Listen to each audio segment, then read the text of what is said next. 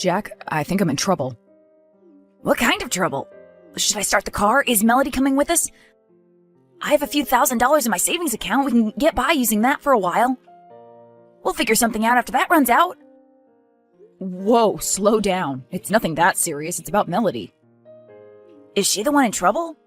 I'll do everything in my power to help her out. You know, she's like a sister to me. Wouldn't that make her my sister? I appreciate the sentiment, but you should really work on your analogies. Sure, if you say so. So what's going on? I'm not quite sure myself. She's been acting really strange lately. I can't make sense of her actions. She seemed fine to me the last time I came over for dinner. What could have changed in 2 weeks' time? Well, it all started when she bought this weird antique jewelry chest. A jewelry chest? As in a storage box? No, that's the thing. It's not just an ordinary storage box. It's a small jewelry chest that she opens with a key. Okay, and that's really not that strange. But she doesn't keep jewelry in there. Or at least, that's what I'm assuming. None of her jewelry's left its place. You keep track of her jewelry? I see it every morning. She keeps it on her vanity table. There are a few rings, a necklace, and a few pairs of earrings. It's not difficult to notice. Okay, so what if she doesn't keep her jewelry in her jewelry box? You said so yourself, it's an antique. She probably doesn't want to damage it by using it too much. I would completely understand that, but I swear that's not the case. She asked me to never even attempt to open it when she's gone, not even to take a peek inside. I would also get that. She's the one who bought it. I respect her wishes. But, and this is the most bizarre part of this whole thing, every night when she thinks I've fallen asleep, she gets up, opens the chest, takes something out of it, and starts crying silently. All right, I agree. That is kind of strange. Have you asked her about it? I have, but every time I do that, she gets very defensive and says she doesn't remember doing that. At first, I thought she could have been sleepwalking, so I tried talking to her when she unlocked the chest, but she quickly locked the chest and went back to sleep. We've been living together for 3 years now, and she's never done anything like this before. What do you think she keeps hidden in there? Letters. I caught a glimpse of what she was holding, and I'm pretty sure it was a letter.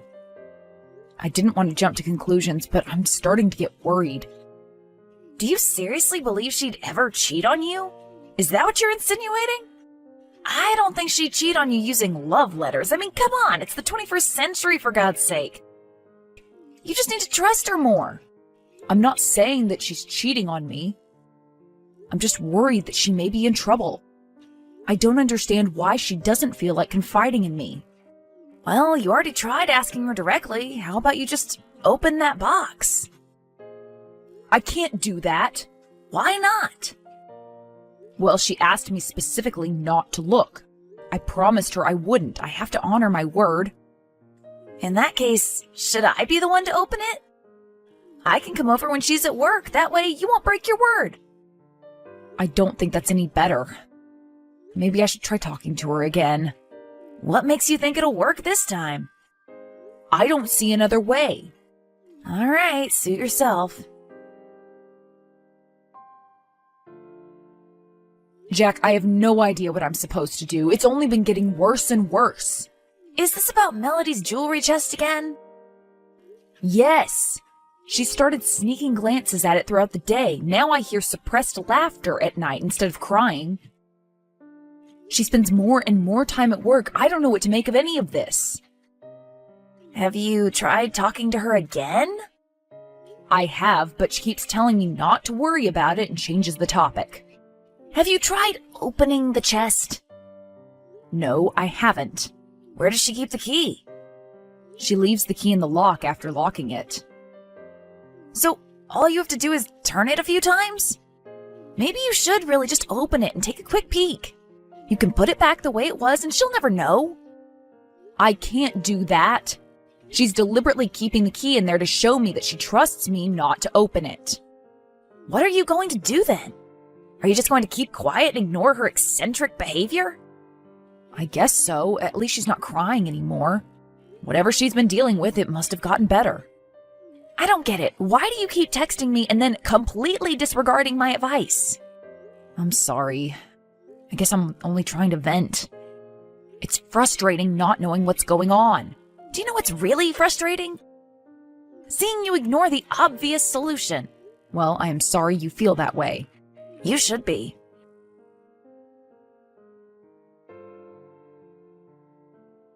Hey, Alan, are you still at work? Yes, why? I'm at your place. I didn't know you were planning on visiting us. I wanted to surprise you. Though I figured you'd be back by now. I finished work in a few hours. Have you already forgotten your brother's schedule? I know we haven't been seeing each other all that often ever since you moved out of state, but that's still a little disheartening. Well, I know something that's sure to lift your spirits. But first, tell me, how's Melody been doing? Has she gone back to acting like her usual self? No, unfortunately not. Well, then you're going to love this news. I opened the chest. What? But I asked you not to do that. Why did you go behind my back? I know you're angry. I get it, but hear me out. I found something really interesting inside the chest. I don't want to know. Not even if it meant you could save your girlfriend from a dangerous situation? What have you found? I couldn't see any love letters inside, that's for sure. Just a small piece of paper with a random address and a date scribbled hastily on it. And how does that mean Melody's in danger? Isn't it obvious? She's meeting up with someone at night in some remote place in the woods. If that doesn't scream danger to you, I don't know what will. Okay, well, you didn't specify the details. Should we just call 911? I know I was the one saying this was dangerous, but we shouldn't make rash decisions. For all we know, she could be meeting up with her friends or family members. But now that I know where she's going, I can't help but feel worried. What if she really is in danger? And I've been idling this whole time. I should have acted sooner. This note still doesn't prove anything. We should refrain from making a hasty judgment. We could be panicking for no reason. Why don't you ask her about this? I'm sure she'll explain everything. And what do I tell her? That my brother broke into our apartment and opened the chest without permission? She'd be furious. Well, you don't know that. Just try talking it out first.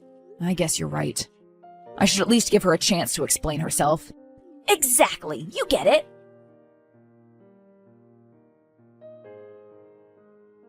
Hey, honey, do you have a moment to talk? Sure, what is it? Is everything all right? Please tell me if anything's been bothering you lately. What could have possibly been bothering me? I'm not sure. I'm just a little worried about you, that's all. Are you sure you're all right? I know we've been having some confusing conversations recently. Yes, I'm certain. What about you? Is everything all right with you? Yes, of course. I've been struggling with a project, but I asked a coworker for help, and now I feel like a huge weight's been lifted off my shoulders. I'm glad you have such helpful coworkers. So am I. He's really been a godsend. Oh, but the thing is, I'll probably have to work late today. You don't mind that, right? I don't. But we were planning on going out for dinner tonight, and you could always take care of extra work tomorrow. I need to do this tonight. I'm so sorry. I feel really awful about this. I'll make it up to you another time. I promise. So you'll be at the office all night? Well, not all night, but most of it, yes. All right. You can still come over during my lunch break if you'd like. I miss you very much. I'd love to do that. Great! I can't wait to see you. Me neither. Until then, take care of yourself, okay? Okay, I'll do that. I love you. Love you too. I think she's really going to meet up with someone. It might just be her coworker, though. Her coworker? Where'd you get that information? She told me herself he's helping her out with her project. At least he's not a complete stranger. I see, but what if that was a lie too? What if she made that story up? Do you think so? But why'd she do that? Do you think she might be in danger after all? There's only one way you can find out the truth. You need to drive there yourself and check. You can't seriously expect me to drive there all alone. How am I supposed to fight off potential threats? I don't see why you'd have issues doing that. I mean, Melody's doing it. I'd love to go there with you, but I can't get there in time. She clearly has an appointment. I don't. I could be jeopardizing both of our lives by showing up uninvited. Perhaps it's better if I ask her about it after she returns home. I can't believe what I'm hearing. It's not like I'm saying you should jump into action. It could just be a harmless meetup. You can park nearby and see if there's something suspicious going on. If you find the situation dangerous, you can dial 911 and let them handle it. I suppose I could do that. Of course you could. Do it for Melody's sake. All right, I'll do it. But I'm going to be on the phone with you the whole time, just in case. Oh, no, sorry, I can't do that. You know Claire's a light sleeper. It'd be insensitive of me to talk on the phone right next to her, and I can't really leave the apartment at night. Okay, then how about I text you throughout the night? Would that work for you? Sure, texting's fine. I'll get going then. All right. Be careful. Sure. I'm at the address. I can see her car parked outside. She must have gotten here early. What's the place like? I can't really make it out in the dark. I think it's just a small cottage. I don't see Melody anywhere. She might be inside the cottage. Are the lights on inside? No, it's pitch black. Her car is the only one parked outside. Maybe she came here alone to relax and unwind. Well, you're only looking at the entrance. There could be another one parked at the back. Should I circle it, or would that make my presence too obvious? It'd be too obvious. Do you hear any noise at all coming from the cottage? No, nothing. Then again, I am pretty far away and I am in the car, so...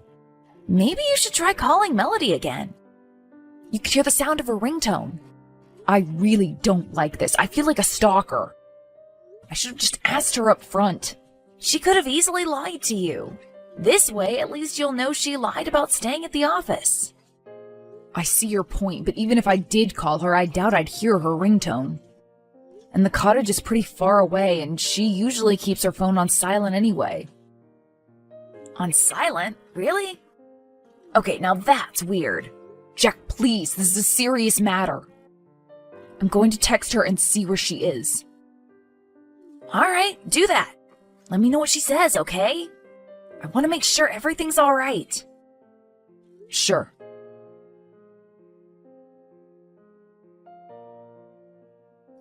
Melody, are you still at the office? No, sorry, I'm not. Could you tell me where you are? I think you already know the answer to that question. I can see your car. All right, then let me ask you this. Why would you drive all the way here at night? I wanted to visit this cottage. Melody... Jack opened the chest. He saw the note with the address. What's the meaning of all this? What's going on? I've been racking my brain, but I can't seem to understand what makes you act this way. Well, you were supposed to find out a lot sooner. But for some reason, it's been almost a month already. I don't understand what you mean. You really have the patience of a saint, Alan. You were supposed to open that chest in a day or two, max. But you kept stubbornly refusing. You asked me not to open it. I know. I was trying to surprise you. I did everything I could to tempt you to open it, but you never gave in. That's why we had to take drastic measures. We? Jack and I. He's the co-worker who's been helping me out with the project I've been struggling with. He had to take matters into his hands and unlock the chest himself. So this whole time he's been in on this? Yes, I'm sorry. Maybe I should have told you the truth sooner, but then it'd feel like all this was for nothing. I still don't understand why you did this. Were you just trying to play a joke on me? Did it get out of hand? No, of course not. I just wanted to organize a fun, surprise proposal. A what? A proposal! You were supposed to open the chest, find the address, drive here at the time specified on the note, and be met with our close friends and family in the beautifully decorated cottage. Then I'd enter and propose. It seemed fun and exciting in theory, but everything went off the rails pretty quickly. I should have just stopped. I am so sorry. So what you're saying is, our friends and family members are currently in that cottage? Yes. Wait, let me turn on the lights. Do you see them inside now? I do. I asked them to park by the back entrance. Jack was supposed to keep you busy until we finished setting up. I see. I get it if you're angry. I do. You don't have to come in. You can drive away and break up with me if you'd like. I understand. Nobody's going to blame you. I'll tell everyone it was all my fault. I promise. I can't do that. Right, of course. This was a foolish idea. I should have stopped sooner. I'm so sorry. I'll drive back home and start packing my things. No, Melody, that's not what I meant. I can't drive away and break up with you. I can't do that. I love you. Despite all I've done? I admit this past month's been a lot, but I can see that it was coming from a good place. I appreciate you putting so much time and effort into planning the proposal. Had it gone according to the plan, I'm sure I'd have loved it. Do you really mean that? Of course. Well, then I admire your patience and your insistence on respecting my wishes. I was being far too selfish. I don't even know why I kept going with this. Can you ever forgive me? I'm sure I can do that. I'm just glad that you're not in danger. But I'm guessing you won't be accepting my proposal tonight. I don't think I want the memory of our engagement to be tied to this day. Let's do it another time in the future. I can join you for the party, but that's about all I can do for now. Right, of course, I get it. I'm sorry all your hard work had to go to waste. Oh, please, don't apologize. I just want to forget I ever thought this would be a good idea. I feel awful. It's okay. It could have been worse, right? Well, that's one way of looking at it. What can I say? I am a hopeless optimist. Are you really? Well, yes. Deep down in my heart, I really am. I love that. I love everything about you. I'm so happy you aren't giving up on me. No, of course not. I'm ready to work through these things together. Although, if we're going to get married, we definitely need to work on improving our communication skills. Of course, I promise. No more secrets and no more surprises. Well, maybe a bit more surprises. As you wish. I'll do everything in my power to make up for this. I'll start with this. Are you holding a gift? I can't quite see from here. Well, then you should come over here. We can at least enjoy the food and drinks together. I'll give you your engagement gift despite the fact that you rejected my proposal. All right, thank you. I'll be right there. We had a great time with our friends and family. Nobody even mentioned an engagement. Melody acknowledged her mistakes, and we both worked very hard to mend our relationship. We made sure to communicate our thoughts and feelings clearly, and we strictly forbade surprises that take more than a day to take effect. I also had a chat with my brother. He apologized profusely. 3 years after that day, Melody and I got engaged for real. This time, the proposal was much more down to earth and much less exciting. Everything was perfect.